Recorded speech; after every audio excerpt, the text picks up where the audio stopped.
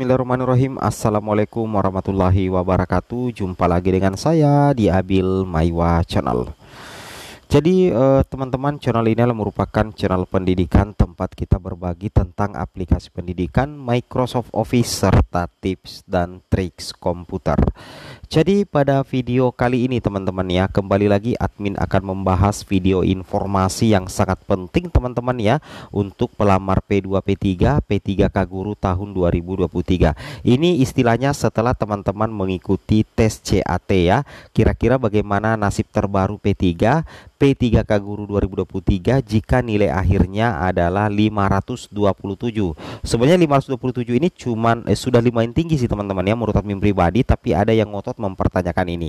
Sebelum kita lanjut ya, bagi rekan-rekan guru yang baru mampir di channel ini, jangan lupa tekan tombol subscribe dan aktifkan lonceng notifikasinya agar setiap hari Bapak Ibu bisa mendapatkan update informasi terbaru seputar perkembangan P3K Guru. Jadi setelah tes CAT, nasib terbaru P3, P3K Guru 2023 jika nilai akhir 527. Langsung saja teman-teman ya, kita tutup poin ke informasinya. Nah ini dia teman-teman ya, salah satu pertanyaan dari subscriber yang mempertanyakan seperti ini. Selamat siang Min, saya formasi P3 dengan nilai teknis 342, kemudian manajerial dengan nilai 82, sosial kultural 69, wawancara 34, jumlah nilai adalah 527. Nah ini kita tidak usah melihat nilai ambang batas karena dia adalah pelamar prioritas 3. Jadi tidak ada nilai ambang batas untuk pelamar prioritas 3, yang mana untuk penentu kelulusan pelamar P3 itu ada dua teman-teman. Yang pertama perengkingan berdasarkan urutan kategori, dan yang kedua adalah perengkingan berdasarkan nilai. Bagaimana dengan jumlah nilai 527?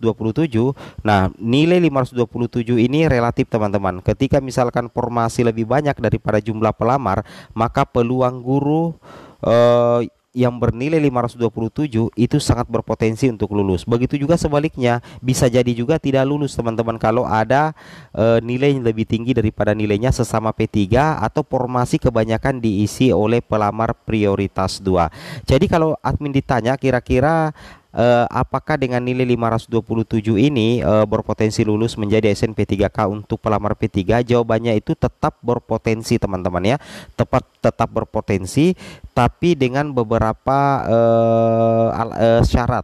Yang pertama, potensi kelulusan P3 dengan nilai 527 ini terbuka lebar apabila dalam satu instansinya itu untuk formasi jabatan dilamar, formasinya itu berimbang lebih banyak daripada jumlah pelamar, maka otomatis akan terjadi perengkingan dalam bentuk pengurutan saja, semuanya diangkat meskipun nilainya 527 atau bahkan 400. Ya, itu yang pertama teman-teman ya. Yang kedua adalah posisi nilai 527 ini menjadi nilai ranking tertinggi pada saat terjadi perengkingan nilai. Ya, logikanya seperti itu ya. Itu yang kedua. Kemudian faktor yang ketiga yang mempengaruhi kelulusan P3 dengan nilai 527 adalah terkait dengan penempatan pelamar P1 di instansi ini. Anggaplah P1-nya ini jauh lebih sedikit daripada jumlah formasi yang tersedia, sehingga nantinya setelah penempatan P1 sisa formasi untuk P2 P3 itu masih banyak teman-teman ya. Itu yang menjadi penentu. Jadi ini untuk kita pastikan 100% apakah nilai dengan jumlah 527 untuk formasi P3 ini dipastikan lulus ASN, ini kita tidak bisa langsung menjawab teman-teman, tapi potensi kelulusannya itu tinggi teman-teman ya, seperti itu kira-kira. Kemudian di sini teman-teman informasi dari Ibu Hasna ya, Ketua FGP PNS. Di sini beliau memposting di WhatsApp ya, penilaian belum fix loh, masih ada tambahan nilai Serdik dan nilai 30% dari pemerintah daerah. Jadi jangan girang dulu teman-teman ya. Jadi nilai yang teman-teman dapatkan, yang teman-teman catat atau screenshot melalui live score di YouTube, itu baru nilai murni teman-teman ya, baru nilai murni. Dan di sini posisinya untuk nilai Serdik dan nilai 30% dari Pemda itu belum ada. Maksudnya nilai 30% dari Pemda itu adalah nilai kompetensi teknis tambahan. Itu belum masuk ke sana teman-teman ya. Jadi tunggu saja informasi berikutnya dari pemerintah daerah. Apakah pemerintah daerahnya akan melaksanakan kompetensi teknis tambahan, dan tunggu agar nilai sertifikat pendidiknya bagi yang memiliki serdik itu bisa masuk teman-teman ya, seperti itu. Nah, di sini kita bisa ambil contoh misalkan ya, si A dengan si B misalkan sama-sama P3 lah teman-teman ya. Logikanya si A dengan si B ini sama-sama pelamar prioritas 3 dan memperebutkan satu formasi. Setelah tes CAT BKN, si A mendapatkan 527 misalkan, sedangkan si B mendapatkan nilai 500 ya. Ini ya nilai akhirnya misalkan teman-teman ya.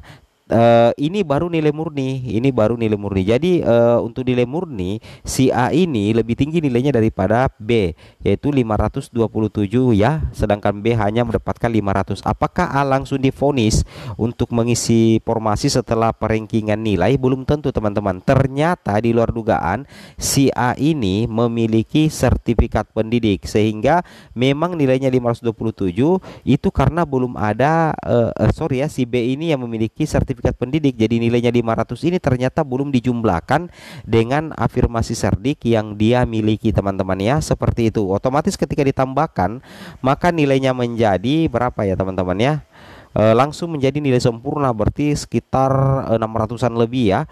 Mana otomatis si B inilah yang akan mengisi formasi meskipun nilai murninya kalah. Kenapa bisa seperti itu? Karena dia memiliki afirmasi sertifikat pendidik. Teman-teman ya, seperti itu. Nah, untuk mempertajam pemahaman teman-teman ya, kita coba buka lagi di Keputusan Menteri Pendayagunaan Aparatur Negara dan Reformasi Birokrasi ya teman-teman, Republik Indonesia nomor 649 tahun 2023 tentang mekanisme seleksi pegawai pemerintah dengan perjanjian kerja untuk jabatan fungsional guru pada instansi daerah tahun anggaran 2023 teman-teman ya. Kita coba buka di diktum yang ke-20 lebih ya. Nah, di sini kalau kita perhatikan ya di diktum ke-25 ya, di sini dikatakan jumlah keseluruhan soal seleksi kompetensi dan wawancara adalah 145. Jadi untuk soal kompetensi teknis SJT P2 P3 itu jumlahnya 90 butir soal, seleksi kompetensi manajerial 25, seleksi kompetensi sosiokultural itu 20, wawancara 10 teman-teman.